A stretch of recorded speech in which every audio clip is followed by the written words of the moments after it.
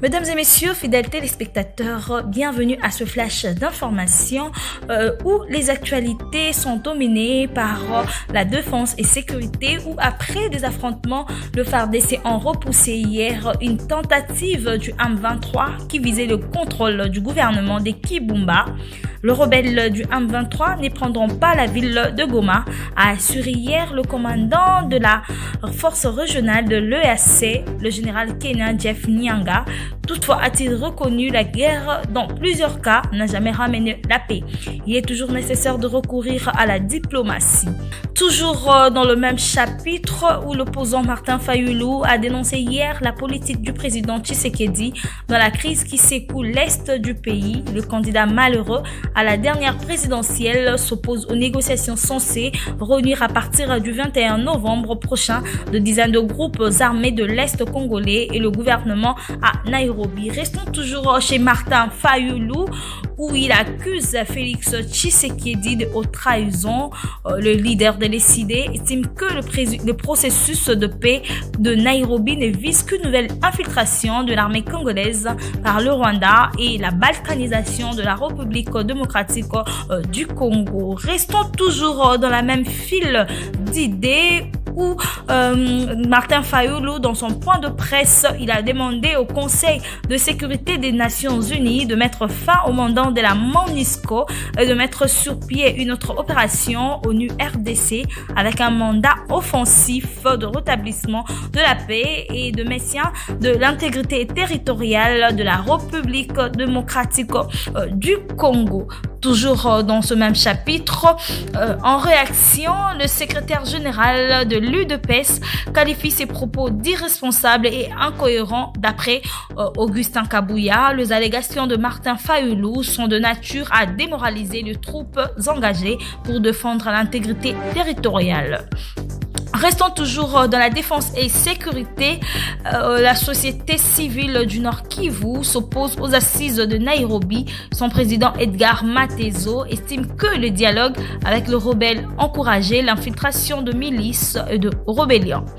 Toujours dans ce même chapitre où le président français soutient le processus de paix de Nairobi, Emmanuel Macron s'est dit favorable au déploiement de la force régionale et le retrait de M23 des territoires qu'ils occupent actuellement. Restons toujours dans la défense où la marche de soutien au chef de l'État et au FARDC ce jeudi à Lubumbashi face à l'agression du Rwanda et ses supplétifs du M23.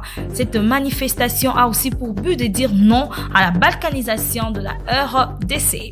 Adolphe Muzitu et ses partisans de Nouvelle-Élan seront dans les rues de Kinshasa ce jeudi pour dénoncer l'agression de la République démocratique du Congo par le Rwanda. Ces manifestants exigent aussi l'expulsion de l'ambassadeur ougandais de la République démocratique du Congo et la rupture de relations diplomatiques entre Kinshasa et Kampala. Toujours dans la défense et sécurité, un sit-in a été organisé hier devant les ambassades des États-Unis et de la France par des étudiants a mal tourné. Une manifestation organisée dans le cadre de la mobilisation derrière le FARDC pour dire non à l'agression rwandaise. De cas de blessés ont été enregistrés. Bouclons ce chapitre par un élément très important qui, au regard de la situation sécuritaire préoccupante dans l'est de la RDC, le Conseil national de suivi de l'accord et du processus électoral CENSA a entamé hier de consultations politiques en vue de renforcer la cohésion nationale. Cette démarche est la matérialisation de conclusions de sa session extraordinaire tenue lundi dernier, au cours de laquelle cette institution avait déploré les conflits intercommunautaires au Mai-Ndombe et au Congo central, ainsi que l'effritement de la cohésion nationale. Quittons la défense et sécurité pour l'économie, où le prix de certains produits surgelés ont baissé sur le marché de Kinshasa. Un carton de Piodi 20+, qui coûtait 157 300 francs, s'est négocié actuellement à 149 000 francs congolais. Un carton de poulet non emballé passe de 75 000 francs à 69 600 francs. Rendons-nous aux provinces maintenant, Du côté de Mai-Ndombe, les députés Willy Bolio a alerté mardi dernier sur les attaques d'armes armées contre les embarcations sur le fleuve Congo sur l'axe Nkana-Kwamut. Cet élu du territoire de Bolobo précise que cette situation met en danger la navigation de Congolais sur cette partie du fleuve Congo. Il recommande au gouvernement de prendre ses responsabilités pour sécuriser les navigants qui passent sur ce tronçon. Descendant du côté du Congo central, où la deuxième édition du Forum économique sur le développement de la province du Congo central, intitulé Kimvwama, s'ouvre à partir de ce jeudi 17 jusqu'au dimanche 20 novembre à Mbwela Lodje, dans la ville de Kisantu. Le thème de ce forum est l'agro-industrie, moteur de croissance et de développement du Congo central. Dans un message publié, le gouverneur du Congo central, Gubandu, estime que sa province, avec les atouts qu'elle a, doit d'être la gâchette du pays et de la sous-région. Bouclons ces flashs d'informations par cet élément sportif où les Congolaises ont été éliminées hier en quart de finale de la 25e édition du championnat d'Afrique de Nations CAN handball en s'inclinant face aux Lions indomptables du Cameroun 23-22. Cette compétition va se clôturer ce samedi 19 novembre à Dakar au Sénégal. Mesdames et messieurs, c'était ça l'essentiel de ce flash d'informations. Restez branchés aux antennes des Bonbons Comédia et bonne suite de programme.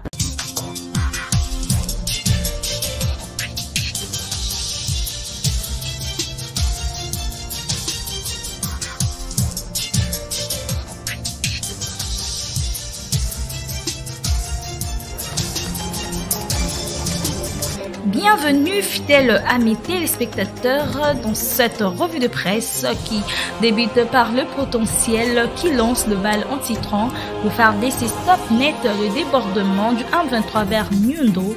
Après la panique qui a gagné la population de Goma, chef-lieu de la province du Nord Kivu, le mardi 15 novembre, avec l'arrivée massivement de déplacés fuyants, faisant deux combats, les nouvelles sont plutôt rassurantes sur le théâtre des opérations, où le bombardier se sont à nouveau illustrés dans le pionnage de positions ennemies. Le FARDC ont empêché, mercredi 16 novembre, le débordement de rebelles du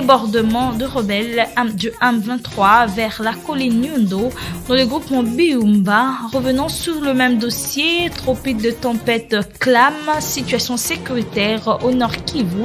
Kibumba résiste au M23. Dans la partie est de la RDC, le gouvernement de Kibumba dans le territoire de Nyiragongo, dont la prise ouvrirait le porte de la ville de Goma, n'a toujours pas été conquis par le rebelle du mouvement du M23, contrairement aux fausses informations diffusées sur les réseaux sociaux par ces marionnettes. Des témoins affirment que ce groupement des Bakumu est toujours sous contrôle de FARDC qui sont en alerte maximale. Au journal de préciser que dans cette partie du pays, le FARDC sont en alerte maximale. Le même journal, dans sa page 6 revient Nord Kivu, le FARDC empêche le débordement du M23 vers la colline Nyundo. La prospérité, à son tour, rapporte agression rwandaise et consorts. RDC, le RSD s'oppose à la proposition de l'Union africaine sur le dialogue avec le M23 et consorts. Au journal d'indiquer qu'au cours d'une sortie médiatique le jeudi 3 novembre 2022, le président du Rassemblement pour la solidarité et la démocratie RSD, Dr Ivan Ilunga, a exprimé son désenchantement par rapport à la proposition de l'Union africaine qui demande la tenue d'un dialogue entre la RDC et son agresseur. Donc, poursuit-il, les belligérants qui opèrent à l'est du pays ne sont pas des Congolais, mais bel et bien de Rwandais. À ce titre, il estime ainsi que nul n'est besoin qu'il y ait quelconque colloque avec l'ennemi. Le quotidien, à sa page 6, revient avec cette interrogation. Dialogue avec le M23, Tshisekedi cédera-t-il ? Au journal de s'interroger face à la pression exercée par la dynamique internationale concernant le dialogue avec le terroriste du M23, Tshisekedi cédera-t-il ? À quel jeu joue la force régionale de pêcher par la communauté d'Afrique de l'Est EAC de la partie orientale de la RDC, précisément au nord Kivu? Quels sont les dessous de cartes de cette mission qui suscite inquiétude et suspicion dans les chefs de protagonistes politiques et membres de la société civile de la République démocratique du Congo? Les questions sont sur toutes les lèvres et des poursuivre pendant que Kinshasa croyait à une mission offensive. La force régionale de l'EAC calme les ardeurs en se montrant clair là-dessus. L'option militaire n'est pas prioritaire, lâche le général-major Jeff Niaga, commandant de la force régionale de l'EAC.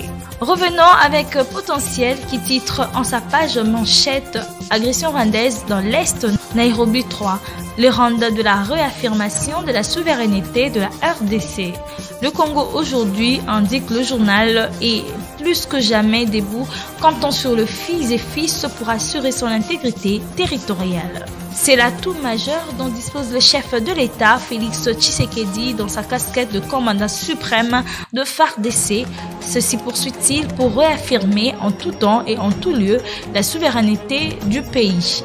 Ainsi, le rendez-vous entendu de Nairobi 3 ne devrait en aucun cas affaiblir la détermination congolaise face à l'ennemi identifié clairement, le régime de Kigali et ses lobbying.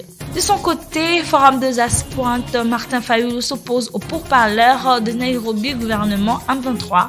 Selon le journal, au cours d'une conférence de presse animée hier mercredi 16 novembre, Martin Fayulu s'est opposé farouchement à la poursuite de pourparlers entre le gouvernement et le rebelle du M23 dans le cadre de Nairobi. Il note que ces assises étaient un processus de validation d'une nouvelle frontière de territoire conquis en République démocratique du Congo par le Rwanda. Autre actualité avec laquelle nous allons boucler la revue de ce jeudi, c'est les ordonnances du président de la République dans les entreprises publiques de l'État. Le journal mentionne coup de balai à la présidence de la République. Les nouvelles nominations opérées par le président de la République, Félix Tshisekedi, indique le journal, sont perçues dans l'opinion comme un véritable coup de balai dans sa propre cour, dont on dit toujours d'être infecté d'opportunistes et des traîtres qui ne travaillent pas selon la vision du chef de l'État.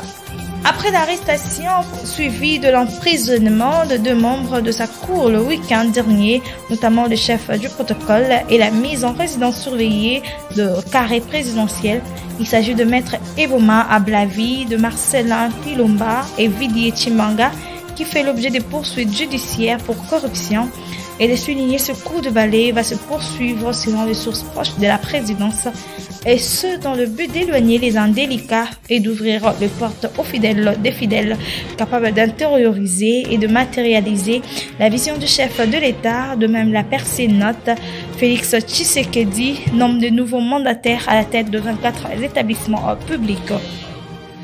Et Forum des As via son édito écrit entreprise publique, on s'installe, on installe.